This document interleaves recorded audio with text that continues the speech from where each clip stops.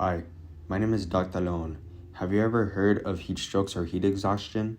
Well, the main cause is heat domes and heat waves, and my associate and I will tell you exactly what these hazards are.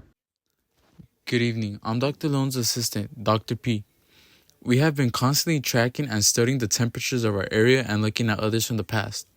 Now, Dr. Leon will tell you how heat domes are really formed. Thank you, Dr. P. First, these heat domes are formed and what causes them. If you notice that the Pacific Ocean is huge and there is no landmass, you might think nothing goes on there, but you're completely wrong.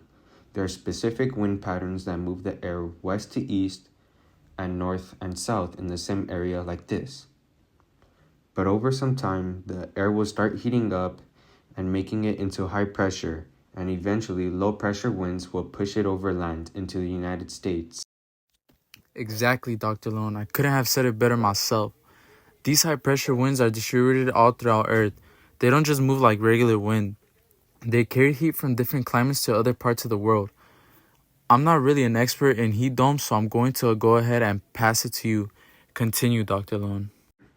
Once the heat is over land like this, for example, the high pressure from the atmosphere will act like a dome and trap the heat, acting like a mini greenhouse. It will push the hot air down, compressing it, making it even more hot. It can expand in America as much as several states and can last days to many weeks.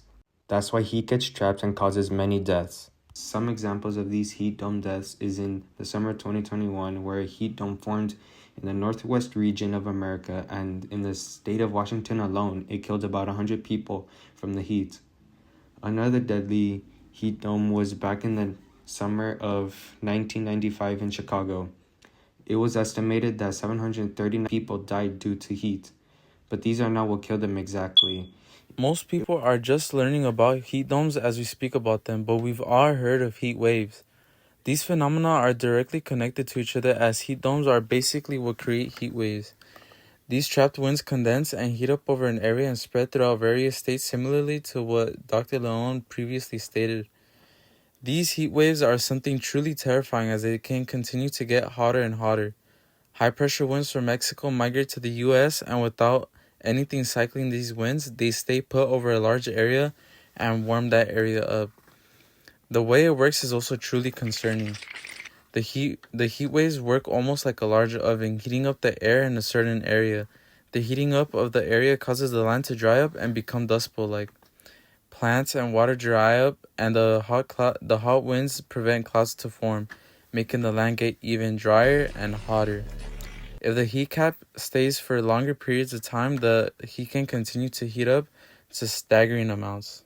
Both heat domes and heat waves are a huge problem, and we humans are the cause. This phenomenon only started because of air pollution, and we brought this to ourselves. It causes droughts everywhere in America and around the globe. There is only one way we can reduce the heat, and that is by reducing fossil fuel emissions. If we cut back on fossil fuel emissions in our everyday lives, we can slow this process down. That means driving less and only when you need to, like shopping. Use less electricity, so turn off your lights and open your curtains to let the natural sunlight brighten your home. Things like this will help slow down fossil fuel emissions. Of course, Dr. Leon. Obviously, what we do and what we wear greatly impacts our body temperatures. Dark colors such as black, dark blues, and grays easily intake the sun's heat due to being so dark. Wear bright or almost neon colors such as white, greens, and red. Staying outside for 30 minutes can easily cause you to pass out or get a heat stroke. Stay in shade, as heat makes the body sweat a lot and uses up your liquids. Heat waves easily dehydrate your body. We suggest drinking lots and lots of water. Sunburns are also very dangerous and painful. Sunburns prevent your body from cooling off normally and can actually overheat you as a result.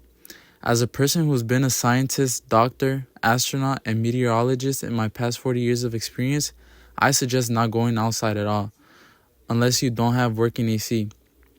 Be careful in cars with leather, plastic, and metals. Especially be careful with the super hot seatbelts. Now, I'll pass it back over to my assistant, Dr. Leon. These little things will help save your loved ones and your pets at home. I mean, look at these guys. They deserve a better world. So do the right thing and protect them by changing now. Thank you.